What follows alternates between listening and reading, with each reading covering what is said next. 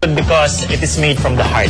That looks good. That looks good. Alright, tikman nyo ang aking creation. I think this is the... May diet ka ba? Wala naman. I can eat anything. So we can actually... I see the thyme over here. Go ahead. So try na, try. First masterpiece. Alright, so yan po yung ating caramelized onion frittata. Abangan nyo yung ating mga recipes sa mga susunod na araw. Napakadaling lutuin. Guys, we'll take a short break. Babalik po ang breakfast after this. It's a success!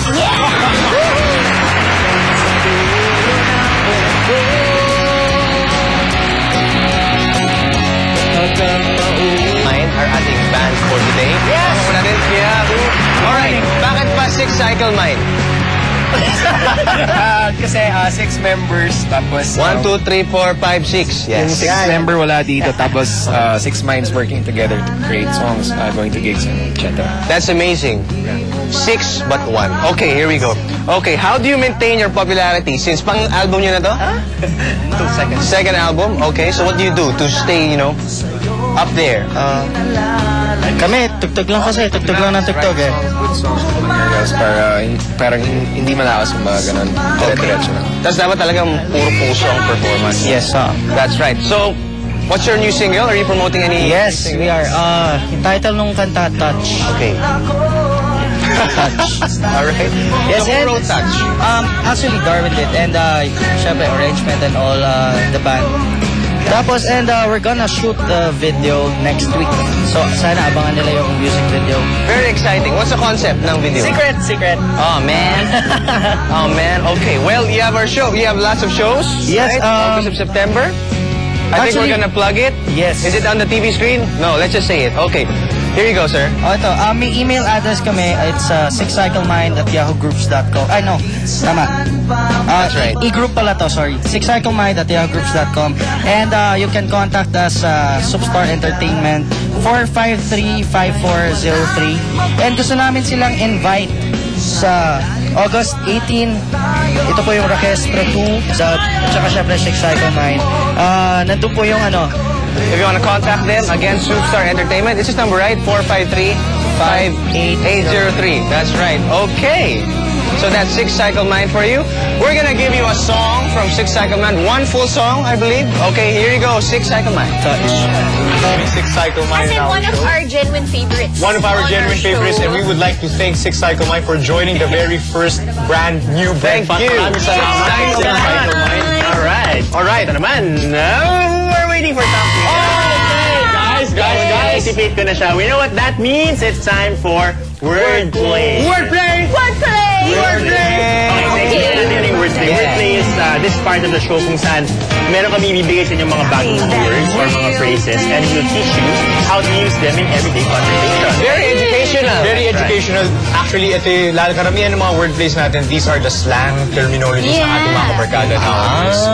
Okay. So, magagamit nyo to actually sa office or even sa Pa-impress school. kayo. Papa-impress kayo sa mga chicks ninyo. Sakto Yung simpleng, what's up? Yung mga ganyan, yung mga slang natin. What's up, man? What's up, man? Our very first wordplay Okay, is go. composed of words, actually. Our very first wordplay is called Dear John. Ano ba itong Dear John? Nako, Dear John, the heck guys. is a Dear Dear John? John, ito ang letter na binibigay ng isang female terminating a relationship. Ooh, very Dear man. John. Dear John is a noun. I don't ever want to get a Dear John. Yun! Tatanong pa lang namin sa'yo kung nagkaroon ka na ng Dear Dear John John experience. dati. Ever. No, none. Alam mo kung bakit wala siyang Dear John? Bakit? Siya yung nagbibigay ng Dear John. Dear Julie. Dear Julie. Julie. Talaga pala Naghahanap pag-girl. siya. We'll find that. Okay, gamitin nga natin sa sentence. Okay. Parang Nagamit na niya eh, pero sige, bigay tayo so, sa tama yung ginawa ni Christian kanina. I don't ever want to get a Dear Dear John. John? Oh my Yes. God, I'm so depressed. I got a Dear John. Sa akin naman, would you rather have a Dear John than a phone call? Okay, wag na. Yan na. Marunong na kayo gumamit ng Dear John. Sana ma-apply niyo yan sa inyong office at sa inyong mga eskwelahan. Okay, moving on. Mahilig ba kayo sa mga bargains? Well, ito, meron tayong bagong Caller. Oh my God. From Caloocan, his name's Eric Sadlande. All right. Eric, are you there? Eric, you're on the air. Hello. All right, good morning, Eric. Eric, hi. What's up?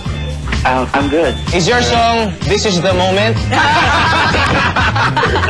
No. No. Eric, where are you from? Are you studying? Yep. It's Saan ka nag-aaral? MCU. Alright, sige, start na ang iyong 30 seconds right now.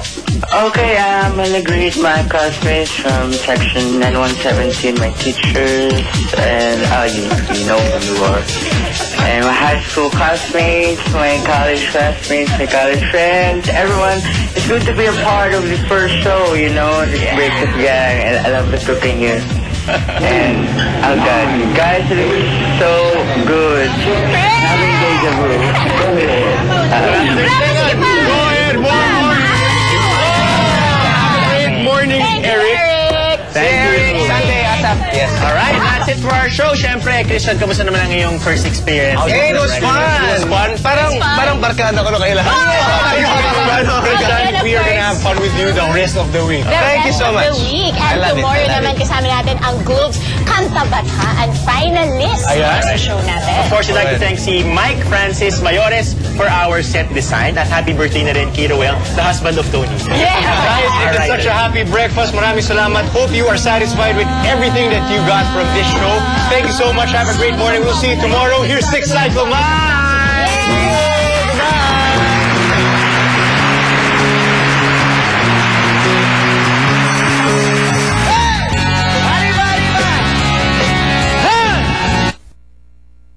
Mag-mimic Alam mo, sa'yo, napansin ko.